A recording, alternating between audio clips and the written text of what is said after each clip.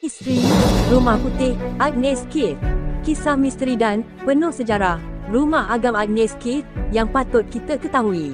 Rumah Agam Agnes Keith, sebuah rumah lama di Bandar Sandakan terletak di Jalan Istana, Poskod 90,000 Sandakan, Sabah. Rumah ini menyimpan banyak memori lama dan kisah misteri belum terungkai sehingga kini. Rumah Putih yang tersergam indah di atas bukit menghadap Teluk dan Laut Sulu di Jalan Istana, Sandakan, rumah setingkat diperbuat daripada kayu itu juga popular dengan kisah seram pernah dilalui dan diceritakan sendiri oleh penghuninya, termasuk Agnes, lebih separuh abad lalu. Benar atau tidak, hanya penghuni yang pernah tinggal di rumah ini tahu sebenarnya kisah misteri dan aneh pernah terjadi. Rumah Putih ini kini telah dijaga Jabatan Muzium Sabah yang tahu mengenai kisah menyeramkan di sebalik keindahan seni bina dan reka bentuk era kolonial rumah berkenaan. Malah, ada penduduk yang berdekatan mengatakan kisah misteri dan seram itu masih berlaku hingga ke hari ini. Mari sama-sama kita ikuti kisah misteri ini sampai habis. Rumah ini pernah menjadi kediaman Agnes Newton Keith,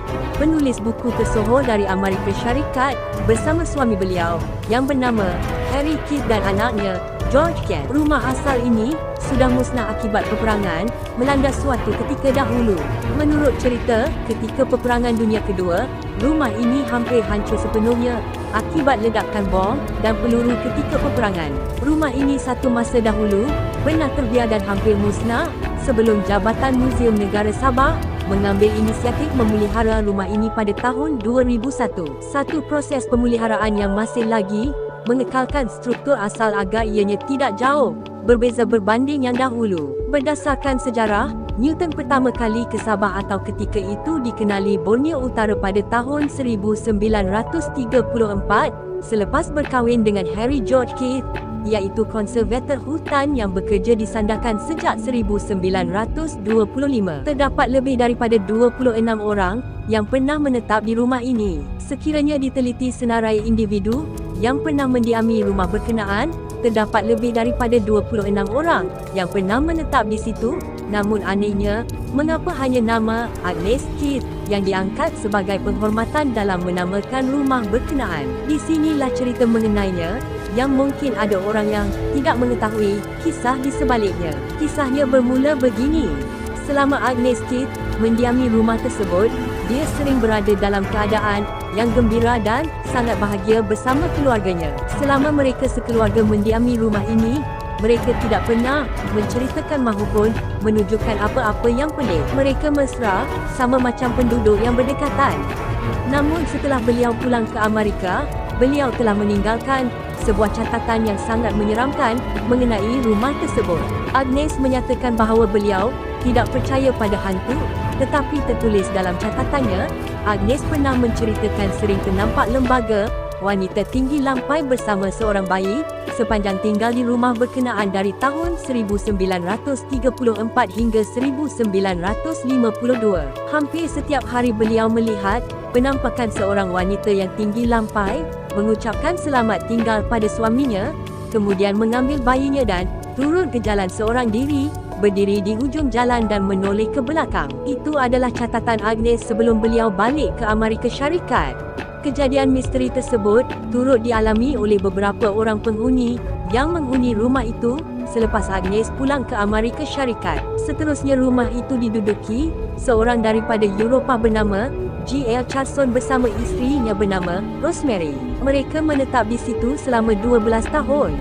Mereka menetap di rumah berkenaan bermula dari tahun 1955 sehingga tahun 1967, turut mempunyai perkongsian misteri saat ditinggalkan seorang diri ketika suaminya bertugas di Kota Kinabalu. Kejadian misteri kali ini pula berlainan daripada yang dialami Agnes Keith.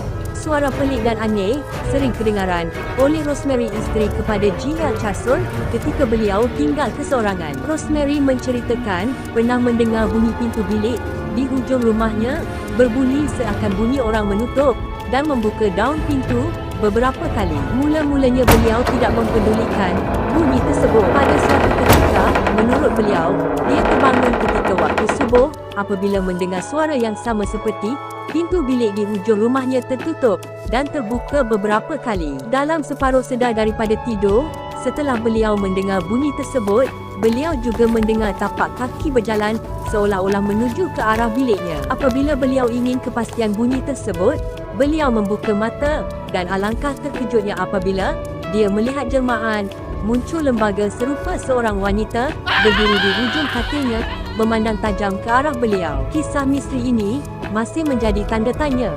Beliau terkejut dan sangat takut melihat lembaga serupa seorang wanita yang menyeramkan muncul di depannya. Rosemary sendiri tidak tahu apa yang berlaku selepas itu kerana beliau pingsan akibat ketakutan melihat lembaga aneh yang muncul di depannya. Tidak dinyatakan apa kejadian berlaku selepas itu sehingga rumah itu dikosongkan sementara sehingga diduduki oleh Tom Byers pada tahun sama setelah G.L. Chason dan isterinya Rosemary berpindah. Misteri aneh seterusnya iaitu kisah misteri yang dialami seorang pembantu rumah Tom Byers yang bekerja di rumah tersebut. Tom Byers menghuni rumah berkenaan bermula daripada tahun 1967 sehingga tahun 1968 selama 1 tahun. Kejadian kali ini juga berlainan.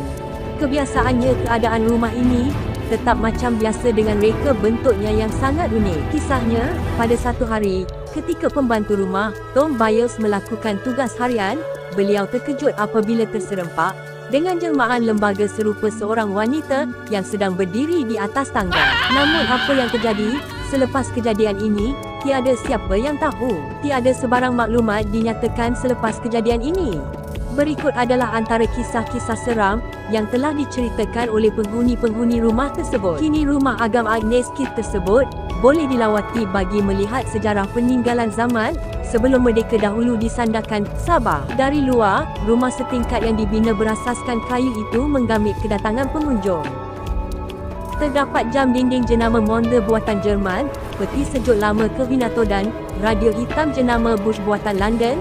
Semua barangan antik itu menggambarkan kemewahan masa lampau. Puluhan gambar lama, hitam putih menghiasi dinding tingkat bawah rumah mengenai kehidupan sekitar tahun 1930-an sehingga 1950-an. Bahagian ruangan bilik di tingkat atas rumah yang dipanggil The Boardroom dilengkapi mesin taip keemasan Remington, piring hitam His Master Voice dan mesin jahit Vickers.